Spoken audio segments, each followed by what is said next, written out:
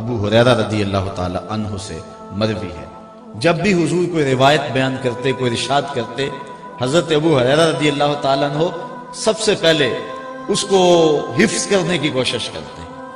آج آقا کریم کا درہ رحمت جوش میں آیا، حضور نے خود ارشاد فرمایا من یاخذ عنی ہؤلاء الکلمات، کوئی ہے جو مجھ سے یہ کلمات لے لے، میں کچھ باتیں بتانا چاہتا ہوں، کوئی ہے جو مجھ سے یہ باتیں سن لے، فیعمل بہن اور یعلم من یعمل بہن، اور اس پر خود عمل کرے اور ایسے لوگوں تک پہنچائے جو اس پہ عمل کرے۔ حضرت ابو ہریرہ فرماتے ہیں میں نے عرض کی انا یا رسول اللہ صلی اللہ علیہ وسلم، حضور میں حاضر ہوں، یہ باتیں آپ مجھے ارشاد فرمائیں، میں یہ باتیں سنوں گا، عمل کروں گا اور لوگوں تک پہنچاؤں گا تاکہ وہ عمل کریں۔ تو کہتے ہیں کہ جب میں نے یہ عرض کی فاخذ بیدی، حضور نے میرا ہاتھ پکڑ لیا۔ دینے والے کا انداز بھی کتنا نرالا تھا، اتنے پیار سے بھی کوئی پڑھایا کرتا ہے جیسے آمنہ کا لال پڑھا رہا ہے۔ کہا فاخذ بیدی، میرا ہاتھ پکڑ لیا حضور نے، فادى خمسا، اور 5 چیزیں گنوائیں۔ اب سنیے حضور علیہ السلام نے وہ 5 چیزیں کیا گنوائیں۔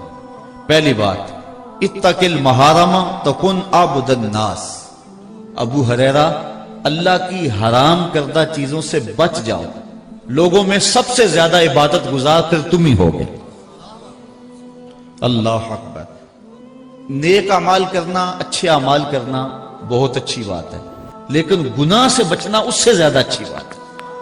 نیکی بہت محمود ہے، لیکن گناہ سے بچنا اس سے بھی زیادہ محمود ہے۔ اس لیے کہا اللہ کی حرام کردہ چیزوں سے بچ جاؤ، تم لوگوں میں سب سے زیادہ عبادت گزار بن جاؤ گے۔ ساری رات نفل پڑھنے والا اور دن کو نظر کی حفاظت نہ کرنے والا زیادہ عبادت گزار نہیں ہے۔ ساری رات سونے والا اور صبح اٹھ کے آنکھوں پہ حیا کے پہرے بٹھانے والا زیادہ عبادت گزار ہے، زیادہ متقی ہے۔ تو کہا اللہ کی حرام کردہ چیزوں سے بچ جاؤ، تم لوگوں میں سب سے زیادہ پرہیزگار بن جاؤ گے، سب سے زیادہ تم عابد بن جاؤ گے۔ دوسری چیز، وَأَرْضَ بِمَا قَسَمَ اللَّهُ لَكَ تَكُنْ أَغْنَى النَّاسِ، ابو ہریرہ اللہ کی تقسیم پہ راضی ہو جاؤ، تم لوگوں میں سب سے بڑے غنی ہو جاؤ گے۔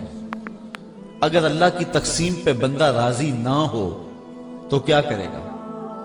ملے گا تو وہی جو اللہ نے لکھا ہوا ہے۔ کھرب پتی ہونے کے باوجود بھی نفس کی کمینگی ختم نہیں ہوگی اگر اللہ کی تقسیم پہ راضی نہیں ہوگا۔ لیکن اگر اللہ کی تقسیم پہ راضی ہو گیا، تھوڑا ملا، کہا اللہ تعالیٰ شکر ہے، تھوڑے پہ بھی راضی ہو گیا، غنی ہو گیا۔ اور یہاں ایک اور حدیث آپ کے سامنے رکھنا چاہوں گا اس عنوان سے، اس حدیث کے ضمن میں حضور علیہ السلام نے ارشاد فرمایا من رضی من اللہ بالیسیر من الرزق رضی اللہ منہ بالقلیل من العمل۔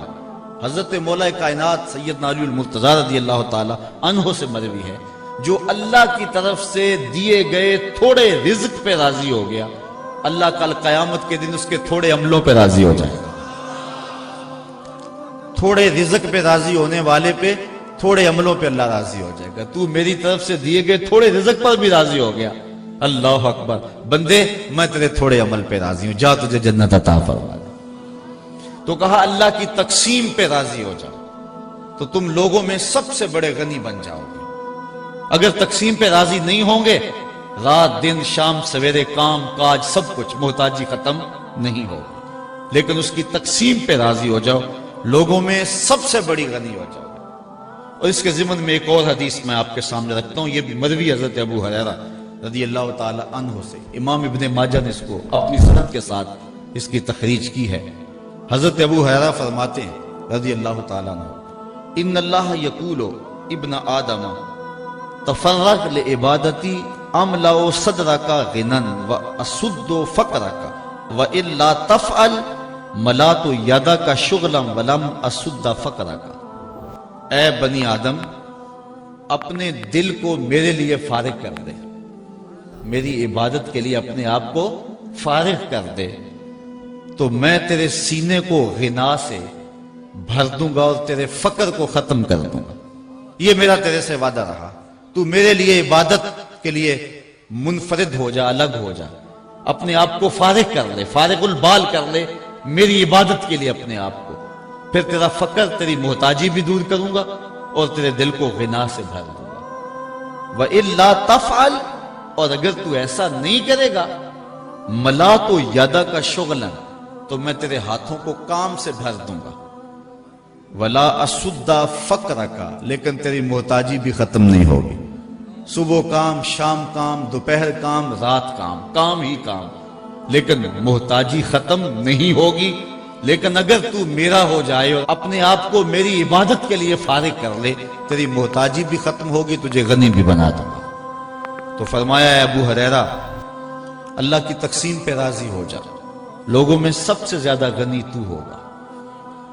تیسری بات، وَأَحْسِنْ إِلَىٰ جَارِكَ تَكُنْ مُؤْمِنًا، ہمسائے کے ساتھ اچھا سلوک کرنا تو مومن بن جائے گا، ایمان کا نور تجھے نصیب ہوگا اور ایمان کی حلاوت اور حرارت ملے گی اگر تو ہمسائے کے ساتھ اچھا سلوک کرے گا۔ حضور فرمایا ہمسائے کے بارے میں اتنے احکام نازل ہوئے کہ مجھے گمان ہوا کہیں وراثت میں حقدار نہ ٹھہرا دیا جائے، تو کہا ہمسائے کے ساتھ اچھا سلوک کرنا تو کامل مومن بن جائے گا۔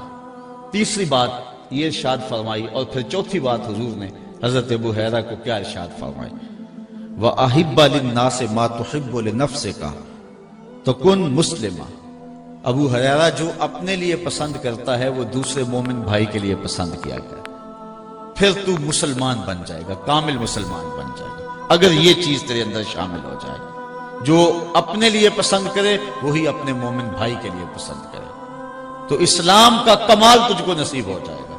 اور آخری بات جو حضور نے ارشاد فرمائی وہ یہ تھی، فَلَا تُكْثِرِ الضِّحْكَ فَإِنَّ كَثْرَةَ الضِّحْكِ تُمِيتُ الْقَلْبَ، اے ابو ہریرہ زیادہ ہنسا نہ کرو، زیادہ ہنسنا دل کو مردہ کر دیتا ہے۔